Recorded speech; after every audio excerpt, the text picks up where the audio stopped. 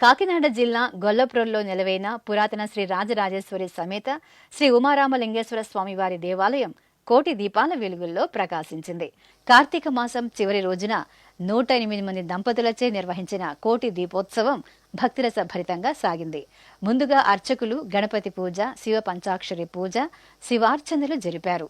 ఆపై అర్చకులు భక్తులచే కోటి దీపోత్సవాన్ని నిర్వహించి భక్తులకు ప్రసాదాలను అందజేశారు.